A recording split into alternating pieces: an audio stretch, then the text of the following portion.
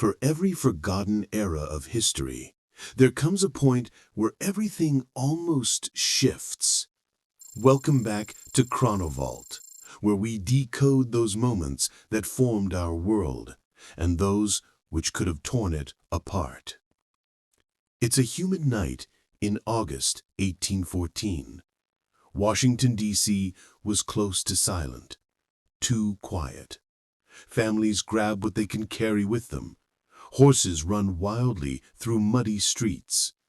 There's this orange glow that's growing brighter, angrier, and louder on the horizon. And then, the impossible. British soldiers march into the capital of the United States, ultimately the heart of this young nation, without meeting any form of defense. Minutes later, the Capitol building, once a source of national pride, erupts into a huge inferno. Flames writhe like monstrous creatures climbing upward. The dome pulses crimson. Books burst with heat. Sheets of paper whirl skyward like frozen crystals set aflame. And for the first time in American history, the government merges with the night. Tonight on ChronoVault, it was nearly the day America fell.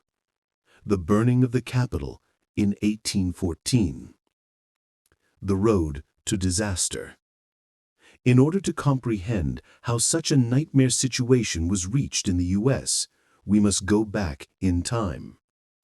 It's the War of 1812, a war that America was not prepared for, but leaped into anyway. The British Empire was the leading maritime power at that time, and America was only 30 years old at that time. While American leaders were debating strategy, British forces were concentrating on something very simplistic: punish America for denying the empire's power. Take your revenge for burning the Canadian capital city of York. Washington, D.C. was not protected either. No walls, strong army not posted, just hope and political confidence that no one would dare attack the capital. That assumption became the national biggest mistake. The night the invasion began. On August 24th, British soldiers under General Robert Ross drew close to the outskirts of the city. Untrained, unprepared, and outnumbered, American soldiers made one final stand at Bladensburg. It was so unsuccessful, people still referred to this battle as the Bladensburg Races because American troops literally ran for their lives. The path to Washington was wide open. So when the British came into the capital city, they knew they would fight. Instead, they found empty streets and a quiet city. Officials were already fleeing government buildings. America was leadership-less, defenseless, vulnerable. The Capitol burned. British soldiers went directly to the Capitol building. There were no speeches, no negotiations. There was no last-minute heroism either. Only was inside too. Only the acoustics of torches falling onto dry.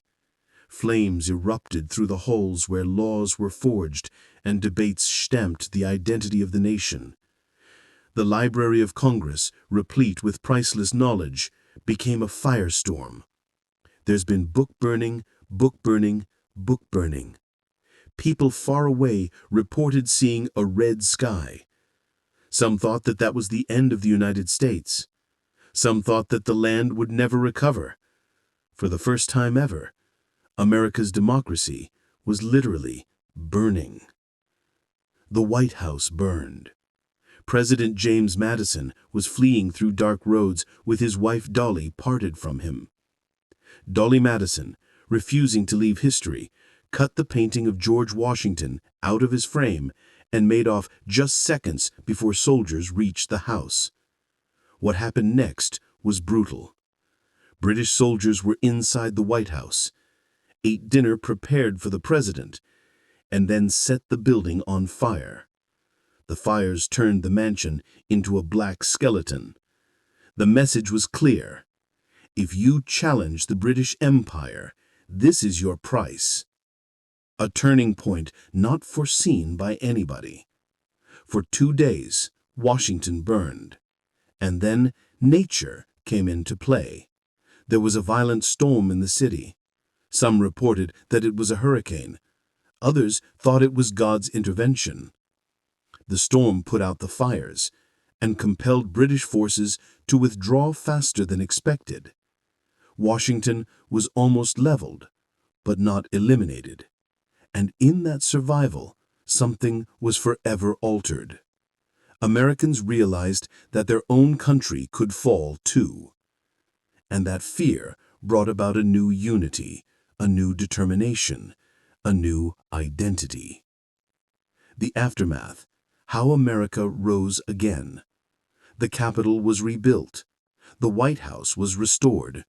The library was recreated thanks to books donated to it by Thomas Jefferson.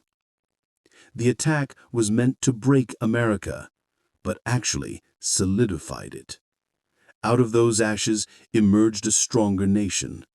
It was one that understood the power of unity, defense, and resilience. And now, when you enter the Capitol building or see the White House shining bright, you're looking at symbols that once stood in ruins, but got resurrected because the nation would not fall apart. History is full of moments where everything almost ended, and yet humankind pressed on. If you enjoyed this journey into the shadows of the past, don't forget to subscribe, like, and share so that we can keep unlocking more forgotten chapters together. This concludes ChronoVault. Until next time, stay curious.